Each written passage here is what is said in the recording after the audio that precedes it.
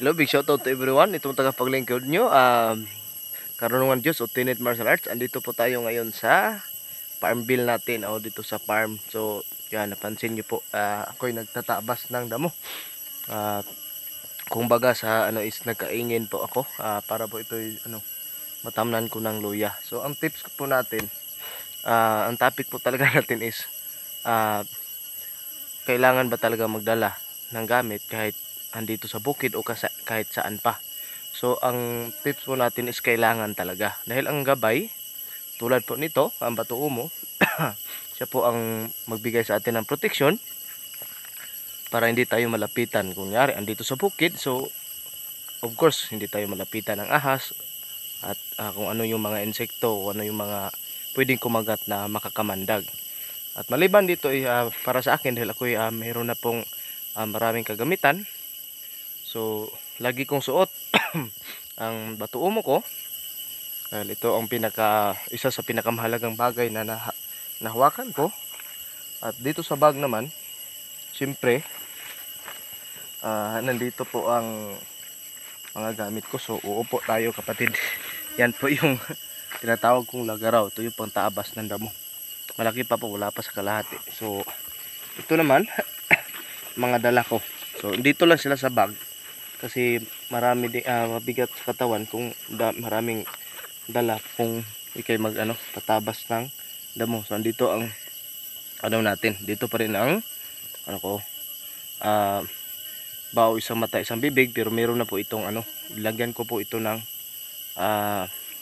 bato umo sa gitna at mga bahay yan sa bibig niya. Tapos ang mata ginalagyan ko ng tagusang bato.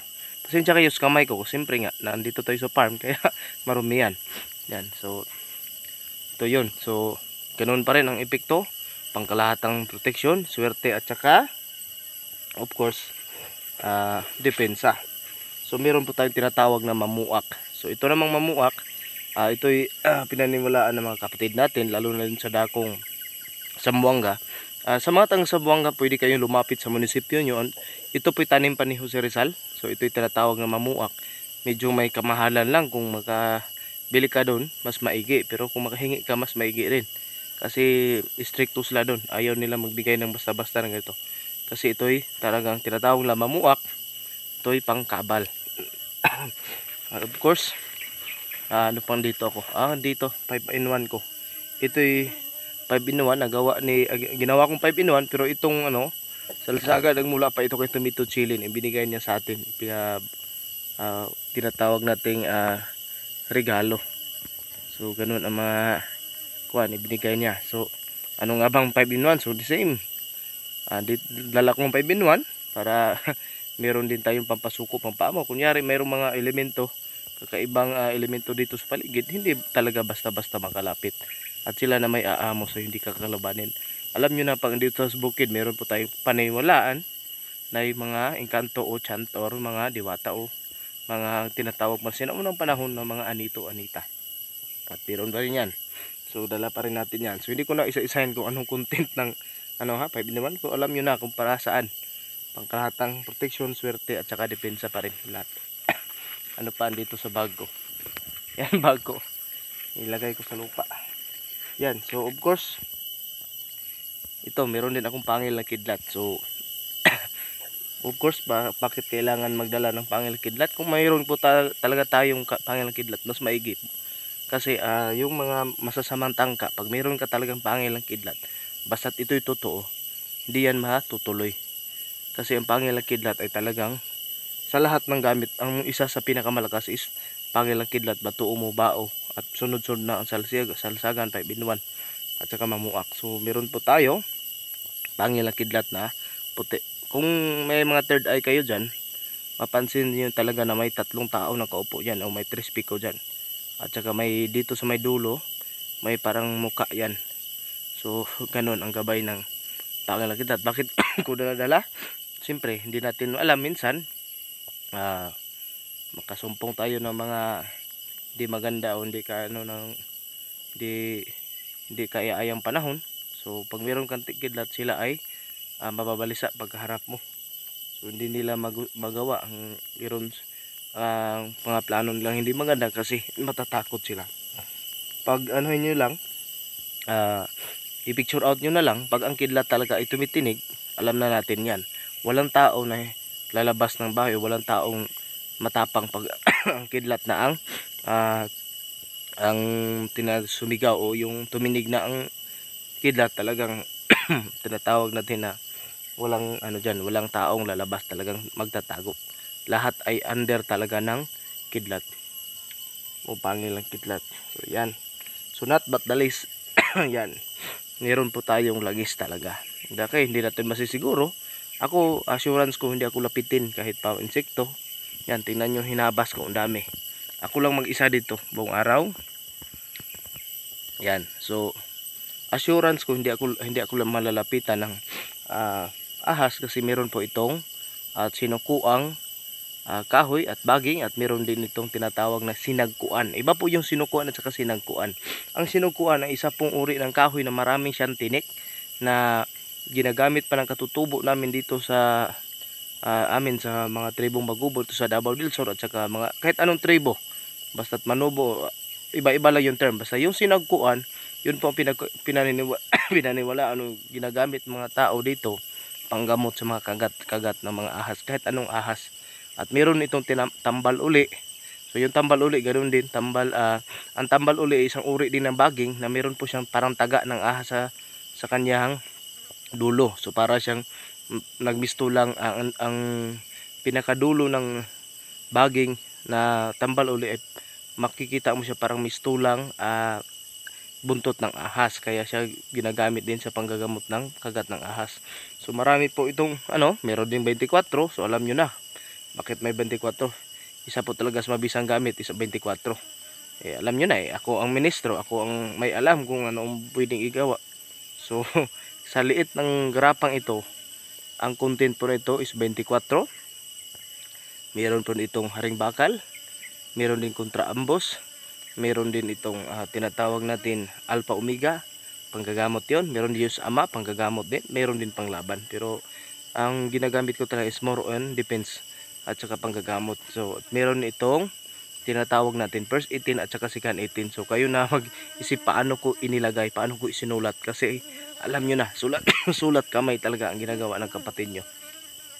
So yan mga kaibigan, so simple tip lang, kahit saan man tayo, kahit ano pang natin ginagawa natin, dapat may dala tayo, kasi yun ay tinatawag natin gabay. So gabay sa sa Tagalog, sa Bisaya is abay. So sila ay sasama. So kung may magtatangka sa atin ng mga elemento, kunyari elemento o masasamang likha, sila yung magtataboy. So hindi ka maantala sa trabaho mo. Ganon. Ligpit na ako kasi pauwi na. It's already 5 PM po. Ganon po kasikap to kaibigan. Kaya napapansin nyo minsan hindi ako makapag-reply kasi dito walang signal. Nandito na po ako sa bukid. Siguro mga 10 minutes lang. Hindi po to sarili lupa na ko lang to. Tinanggap ko lang, tinatawag na sinangla lang. Kaya big bonus kasi kung maliit lang halaga, isinangla sa akin, kinuha ko lang. Good for one year. So pwede ko siyang tamna ng luya. Ayan, so pero malaki-laki pa, hindi pa ako dumating sa kalagitnaan sa pagtatabas. Ayan, pero yan, laban lang kasi ganun talaga buhay. Maliban po sa pagiging antingero at saka manggagamot ko mga kaibigan, ako po din ay isa ding magsasaka. Yan, ako'y proud po na magsasaka, pero wala pong halos po lahat ng trabaho na legal dyan sa bayan, inasubukan ko na. Napag anuhan ko lang nung tinanggap ko na talaga na kailangan ko nang maglingkod dahil sa utos ng mga banal. Kaya ako umuwi na talaga dito sa amin at magsimulang magbahagi ng gamit at manggamot. And of course din, hindi ko din iiwanan yung pamumuhay ko kasi ito ang buhay ko. Yan, ibig sabihin, higit porkit ako'y manggagamot na, iiwan ko na yung tunay kong pagkatao. Hindi din, mahal ko ang trabaho ko bilang bilang magsasaka. Magsasaka ako pero hindi naman bumababa sa 500 pesos ang kita ko araw-araw, kasi meron naman tayong pinagkikitaan na. Kumbaga marami ng source. So meron na po tayong abaka, Meron pong pag may maghahabi doon sa abaka ko, puporsyento lang sila sa akin. So meron akong matatanggap. At yan, so ito pinersonal ko, pero kasalukuyan naman doon sa kabila, doon sa lugar ng lola ko, meron din ako natanim doon. So with I think 4 months na ngayon. So 200 kilos lang yun. So ano ko lang yun para pang ano din, pang similya. Ito naman is target ko hanggang doon sa taas. So ang dami pang tatabasin, di ba? Target ko dyan is 500 kilos. So matagal-tagal pang tabasan ito. Pero yan, ganun talaga ang buhay. Yan.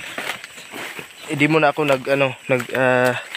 kasi andun sila sa anuhan ko, kabilang area. Doon sila tinatawag na Bisaya ng guna o limpisa.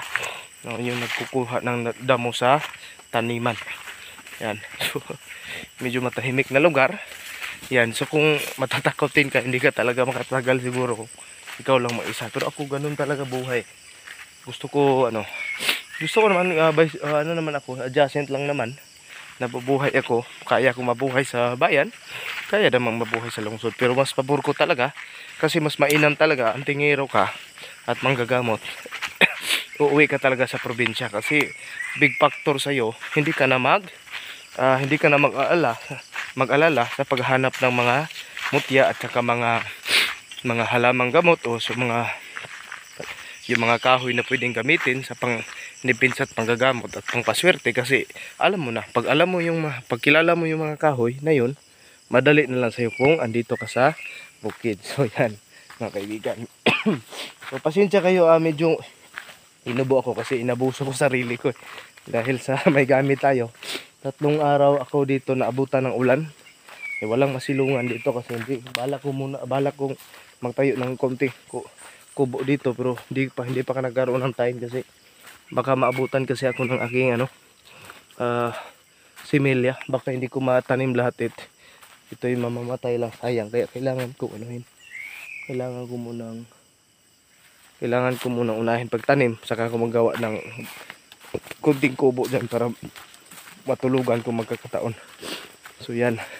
So big shout out sa mga kapatid natin, Tumiti Chilin, Gili Dagdag, Sandra Ayhon, Jalan Estorco, Han Kesha, Pisha Zabik, Becoming Norwegian. Yan. Parang umaga lang, no? Pero yan is 5 na po, 5:23. Yan. 5:23 po, hindi ba, no? So ang ganda ng lugar ko.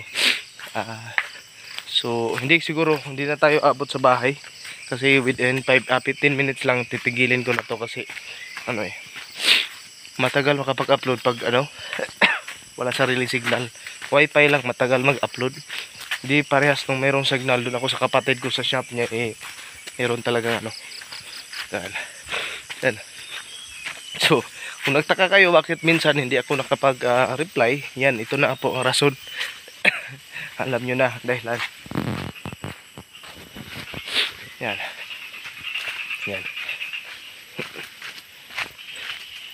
Simpleng daanan, tingnan nyo. Yan, madilim-dilim na.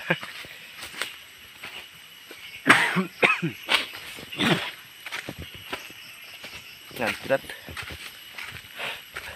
So konti na lang, pero malayo pa ang bahay dito. Pala dito, mga 10 minutes mula sa mula sa sentro ng aming barangay. Tinanggap ko lang kasi mas madali kasi dito. Tapos hindi masyadong gamit yung lupa. So ibig sabihin mataba pa yung lupa.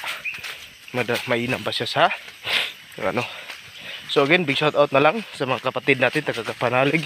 Hindi ko na po yung isa-isa. Amor Miranda, Sandra Ayhon, tapos na pala Sandra Ayhon, Rowena OFW Vlog, ng Sambuanga, Marilyn Marcos of Greece, at meron tayong Egypt, kalimutan ko pangalan, Nora Pabuadora, at saka Trulita Buccini. Ingat po kayo dyan sa Israel, at si Han sa Israel din. So maraming salamat sa inyo. At meron po tayo yung USA, hindi ko yan si Heraldo Teodoso, andun din yan sa Canada.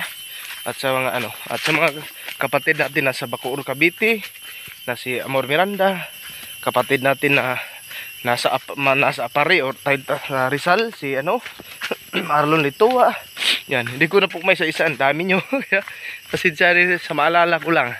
At saka Renando Barandon, ayan, Lisa at Lali Benedicto, yan po, Alice Olmugis, yan, Julie Utamis ng Cebu, yan. So maraming salamat. At mga kapatid, Harok Wamilda from Tagum City, pinsan natin.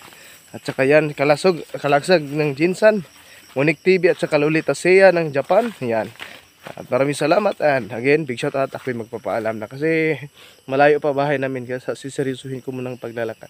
So again, bakit kailangan magsuot? Para ang gabay ay laging kasama natin. So mapagpalang araw, at yan, para mapaigting ang ating karunungang lihim at ating makita ang liwanag ng Panginoon. Wala po tayo ibang gagawin kundi sumuko lamang sa tunay na tagapaglikha. Yan.